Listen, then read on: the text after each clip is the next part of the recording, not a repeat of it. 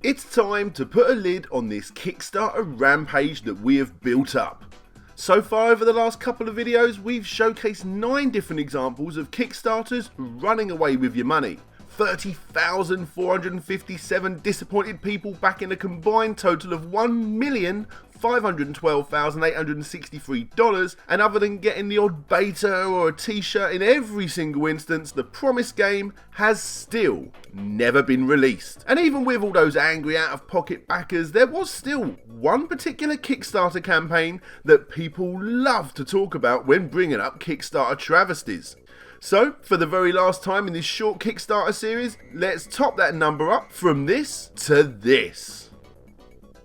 Yep, as well as adding themselves to random chunks of DLC including Sanctum, Gang Beasts and Sonic All-Star Racing Transformed. Why, Sega, why? The Yogventures scandal is easily one of the most talked about Kickstarter catastrophes out there. Oh well, I suppose it's not as bad as, let's just not go there. Hi everyone, I'm Daniel Ibbotson and this is the Yogscast scandal, the full story.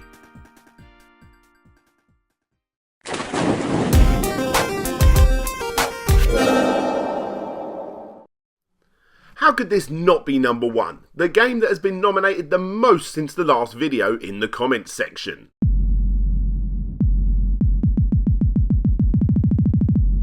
So, let's take an in-depth, fair, but in-depth, no holding back look at Yogventures.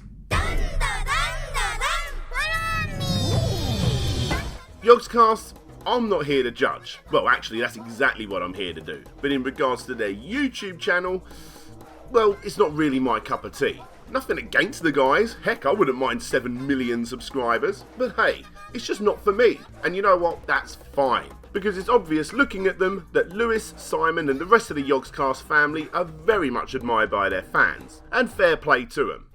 Which is probably why on April the 6th, 2012 that the guys announced that they were making their own video game on Kickstarter, that they absolutely smashed it. Asking for a wafty $250,000 and raising $567,665 from 13,647 backers. If you like Minecrafting games, then you're probably going to like this one too.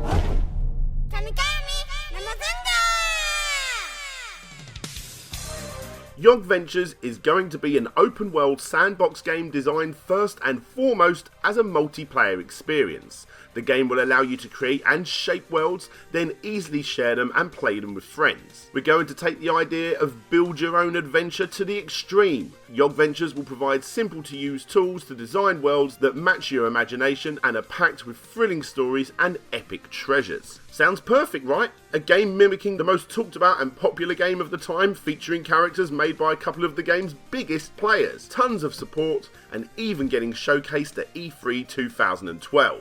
So, what went wrong? Well, just like most projects of this size, updates continued after the closing date on May 6, 2012, fairly regularly from the Yogs guys themselves, but mainly from the developers, Wintercule Games. Everything was perfect. At the time, I would say it's actually one of the best that I've seen. That was until the game, just like every other game, including the popular released ones, started to get delayed. This happened a few times, and in Wintercule's defence, looking in the comments section, they actually did reply to angry backers fairly often, and even admitted to their mistakes, saying that they didn't want to give a solid estimated release date for the next closed beta due to not hitting those dates in the past. Part of being a new startup is discovering your own limitations, and this is definitely an area that we need to improve on as a company going forward. As you would expect, the small team of 6 bit off way more than they can chew with this game. On April 28th, 2013, the overdue update was posted. Beta begins. Now all those backers that pledged to be able to play the beta finally could. Hello and welcome. My name is Chris and you're watching Yogventures Developers video log number 15. In this episode, I'm glad to announce that we are finally ready to start open beta. Here is the final update video, where Chris, the main developer, explained that the game is still far from completion, and updates will continue for the rest of the year and most likely move on to next year too. But that was it for a long time. How long? Almost another year.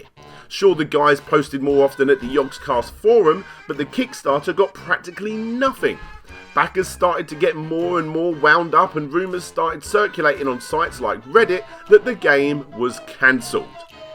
And then on July 17th, an email to backers direct from Lewis at Yogscast went out explaining that the game was indeed cancelled. They ran out of money. But don't worry, another Kickstarter that's sort of similar, called Tug, is actually quite far along in development, and everyone will be getting a Steam key for that game instead. The project was proving too ambitious and difficult for them to complete with their 6-man team. Whilst this was Winterkule's project, we put a lot of time and energy and effort into trying to help them realise their dream. Since we heard the news, we've been working hard behind the scenes to make sure that you still get awesome stuff and cool experiences. Although we're under no obligation to do anything, instead we're going to do our best to make this right and make you really glad you backed the project. In many ways, Tug is the game we were hoping Winterkule would create. It has huge potential for the future. We've been playing the early access version on Steam, and you'll soon be able to see us playing the game on Yogscast channels. Okay, so let's have a look at Tug, the unnamed game. It's a randomly generated world where you randomly spawn in a slightly more realistic but still fairly cartoony Minecraft style world. Looking on Steam, the game has mostly negative to mixed reviews that quite recently has been temporarily taken off Steam to become a free-to-play game. This is the game that the backers got for their support on the Yogventures project. So, as you can expect, almost all those backers were not happy with this update, especially the 980 that pledged over $90 to get a t-shirt, the 93 who spent $200 to get a high quality signed print, the 120 who spent $300 to get the deluxe edition, the 37 who backed $500 to get a hand painted statue, the 36 that paid $750 to get a personalised block or creature added to the game, the backer who paid $2,000 for a personalised thank you video, the 5 who paid $5,000 to have their Minecraft character in this game, and finally the 5 poorest sods who paid $10,000 to go for lunch with the Yogscast crew. But hey, at least they got a game that also is a Kickstarter and still not released, with a comment section full of pissed off backers. Yep, Tug very much could have made this very list on its own. It fully fits the bill, an unreleased, ever-changing, overdue mess. And there you have it, the ultimate Kickstarter fuck-up. But why is this Kickstarter, above all, known to many as the very worst video game scam of all time? Especially when you look at the fact that the Yogscast team did in fact give out a free Steam key to a similar, but obviously fairly incomplete game, as well as betas for that original game that the backers originally pledged for. Other Kickstarters haven't given anything. So let's delve a little deeper. It wasn't long after this huge mess started that Chris Vale, the lead guy at Winterkule, was instructed that $150,000 would be transferred directly to Yogscast, who would be dealing with the rewards, and that they were going to be using the money to hire the main programmer for the team. A programmer that Chris claims his team never received. Lewis Brinley, Yogscast co-founder, denied these allegations, but didn't really go into exactly what part he was denying, and simply said there's no value going into detail. No value? Well, with Kickstarter, I definitely think there is value involved. Now, before we start waving your pitchforks at the Yogs crew, it's worth noting that this $150,000 unaccounted money that the Yogs guys received has only been brought up due to the Kickstarter rules of creators having to explain where the money went on failed projects. The only problem with this is after a few days of posting this information, a bunch of clever so-and-sos worked out that the amount that Chris and his team had put forward didn't actually add up, even including the missing 150 Yogscast payout. It didn't make sense. But in Chris's defence, it is also worth noting that $35,000 apparently went to an unnamed artist for the game. 2 weeks into the project, he went off to work with LucasArts, and LucasArts were unwilling, or at least the artist was unwilling, to continue Yogventures in his spare time. And yes, you guessed it, apparently that $35,000 went with him. So with all this going on, the internet doing what the internet does best started rumours about Chris, which he put to rest in a final forum update. Although, what he actually did clarify turned out to be even worse. He stated that after putting in $25,000 of his own money to help the project, it still wasn't enough to save the game or his company, who eventually went bankrupt. It also destroyed Chris's marriage due to the fact that Chris was actually working a full-time job on top of this full-time job, and eventually he got divorced. This resulted in Chris going into depression and even having to take medical leave of absence from his main job, which he almost lost too.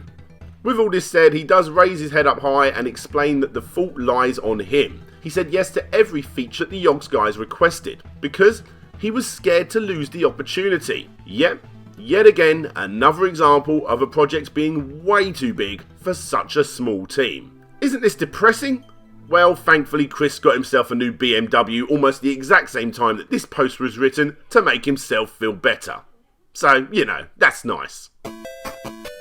Anyway, some of the money was refunded and some of the physical awards were given out.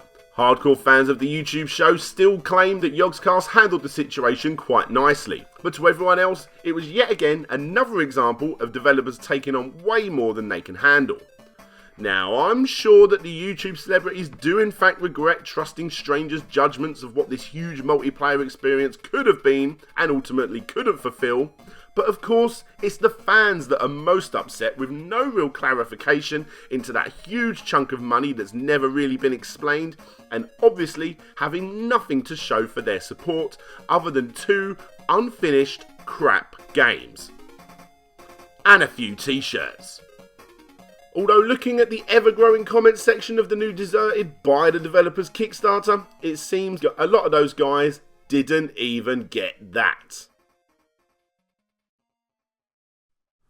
Hey there guys, whether you're watching this on Larry Bundy Jr.'s channel or My Slopes Game Room channel, thanks very much for watching. Click the links on the screen or in the description to check out either of our channels and Patreon pages. But for now, that's it from me. This is DJ Slopes signing out, and hopefully I'll see you all next time.